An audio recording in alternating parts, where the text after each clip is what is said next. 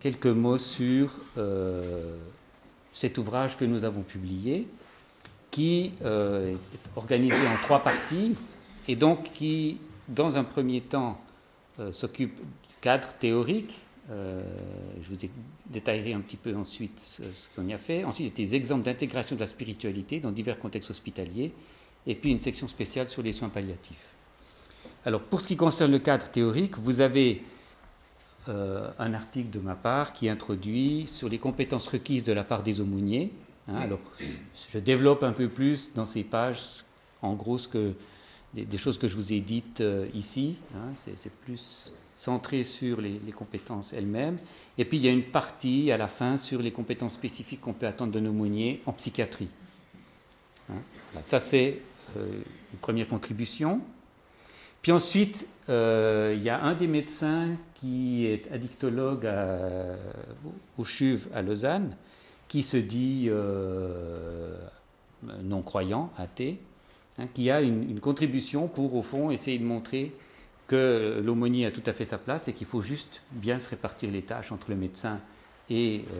l'aumônier.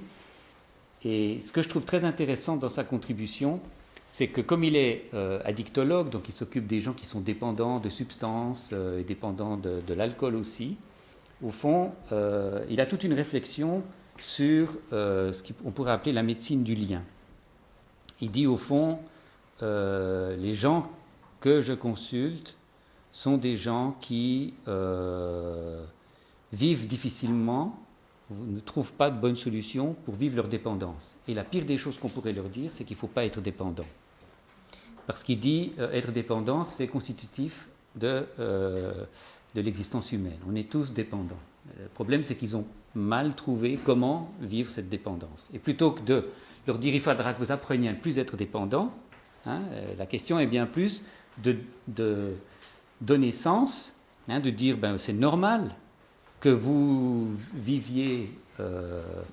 comme quelqu'un qui est dépendant, mais comment est-ce que vous pouvez le vivre d'une manière qui va vous épanouir, qui va vous construire, plutôt que d'une manière qui, au fond, vous coupe des autres et vous sépare. Et il y a là, si vous voulez, si vous lisez cet article, vous verrez une attitude extrêmement humble du médecin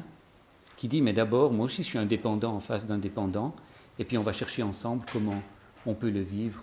comment la personne peut trouver des ressources pour vivre, au fond, ce qui l'a fait souffrir dans sa difficulté de créer des bons liens,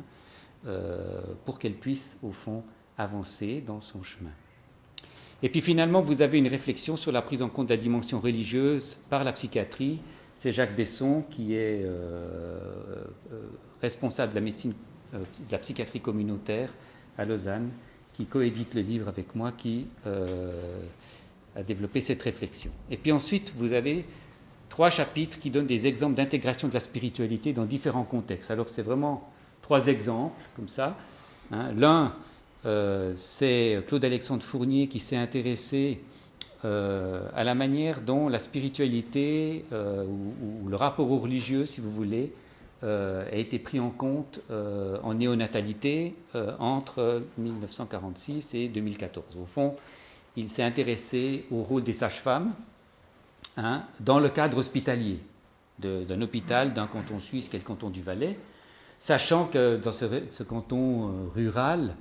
n'allaient à l'hôpital au départ que les femmes qui avaient des problèmes pour accoucher, parce que sinon la sage-femme venait à la maison. Donc, quand on avait des problèmes pour accoucher, c'est qu'un certain nombre de fois, l'enfant ne survivait pas, et donc, au fond, il y avait tout un accompagnement, si on veut, de la personne, et en particulier une forme de ritualité religieuse catholique dans ce cadre-là, qui était offerte pour accompagner les personnes, avec aussi parfois une difficulté à trouver comment s'y prendre, et les sages-femmes prenant sur elles un certain nombre de dimensions rituelles qui n'étaient pas forcément celles qui étaient prescrites, parce qu'on ne savait pas très bien quoi faire pour quand même donner du sens à ce qui s'était passé. Et alors il montre l'évolution entre 1946 et 2014, parce qu'il y a des étapes qui font que peu à peu, les sœurs religieuses qui sont là et qui sont les sages-femmes, vont laisser la place à des sages-femmes qui sont laïques et comment elles restent pour un service d'aumônerie et comment les choses se déplacent progressivement dans leurs fonctions.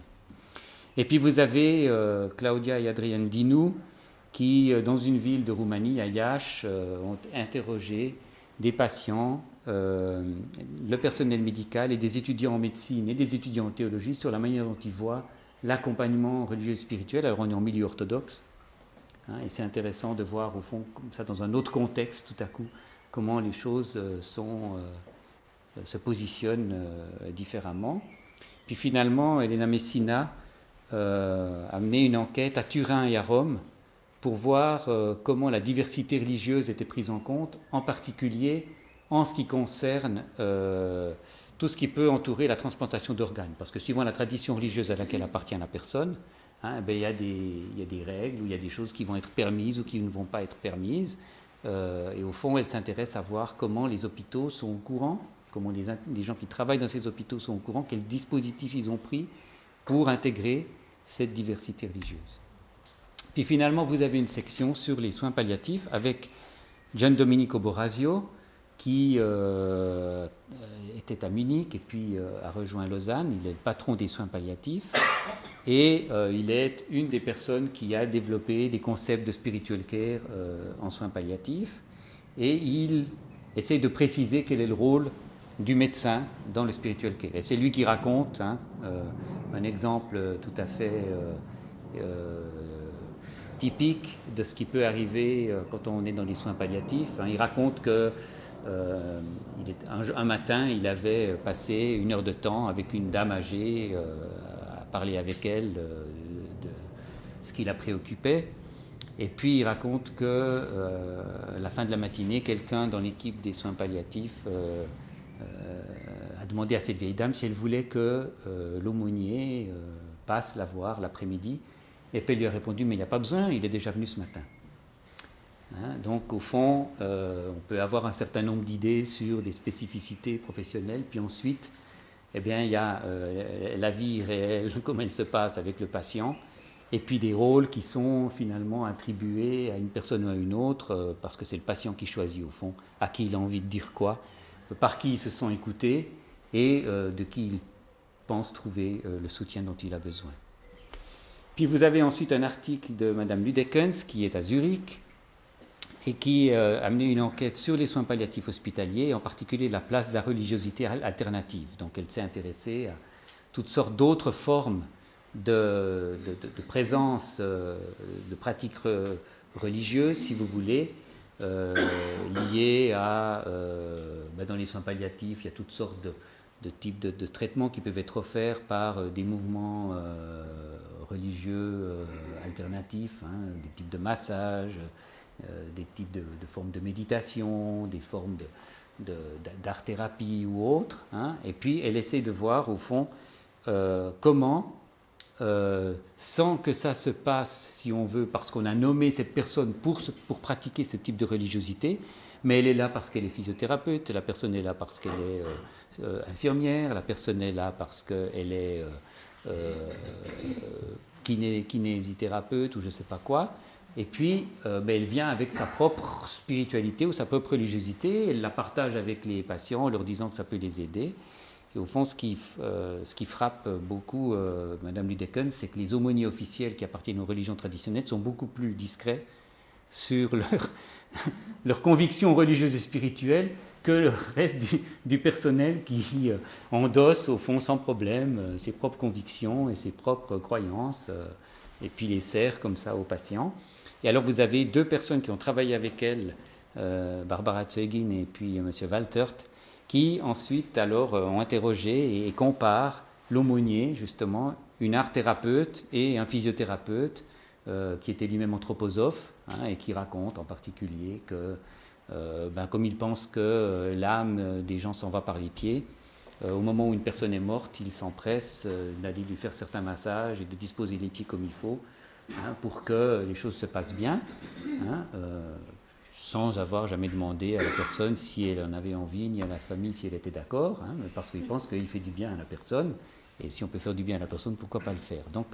vous avez ici, si vous voulez, du matériel pour réfléchir à la manière dont la société évolue, dont d'autres formes de religiosité ou de spiritualité entrent dans le monde hospitalier, comment au fond ce monde-là, qui voudrait être le monde de la santé, et puis bien réglé au fond, est bien plus perméable à différentes formes de prise en compte de la spiritualité que ce qu'on pourrait croire. Voilà, je vais conclure ici. On m'avait donné 1 heure, j'en ai passé 58 minutes. Voilà, ce qui me semble intéressant, c'est de se rendre compte que l'hôpital était une émanation du monde religieux, on pourrait dire, les hospitalités. Hein. La dimension religieuse et spirituelle a été évacuée hors de l'hôpital. Et puis, au fond, on constate aujourd'hui que par différents biais, elle y revient. Aussi parce que vous avez la médecine evidence-based qui vous dit que la spiritualité, ça fait du bien à la santé. Et au fond, si on fait un peu un historique de la manière dont la dimension religieuse et spirituelle a réinvesti le monde hospitalier, c'est dans les années 60 à travers les soins palliatifs pour commencer. Parce que quand vous n'êtes plus là pour guérir, mais que vous êtes là pour aider, au fond, le mieux vivre possible ce que vous avez à vivre, il y a une prise en compte non pas du meilleur geste technique pour essayer de soigner la personne, mais d'une prise en compte globale pour qu'elle puisse vivre le mieux possible ce qu'elle a à vivre dans le moment présent. On constate donc que la prise en compte n'est plus non plus réservée, la prise en compte de la spiritualité n'est plus réservée aux aumôniers, mais qu'elle devient une préoccupation du personnel soignant plus largement et des dispositifs de soins, et que donc, au fond, dans chaque cas, dans chaque type d'institution, dans chaque type de dispositif de soins, la spécificité de l'aumônier doit être explicitée pour que des modes de collaboration les meilleurs possibles puissent se mettre en place avec le reste du monde professionnel. Et donc c'est très très important ici de bien distinguer les contextes, et quand je dis les contextes, c'est les contextes politiques. Ça ne se passe pas de la même manière en France, en Suisse, en Belgique, en Allemagne, en Italie. Et puis à l'intérieur même d'un pays, de savoir si on est dans une institution qui affiche une identité religieuse ou pas, si on est dans une institution de soins aigus, si on est dans une institution de soins palliatifs, si on est dans une maison de retraite pour des personnes âgées. Au fond, ça peut changer beaucoup les choses, et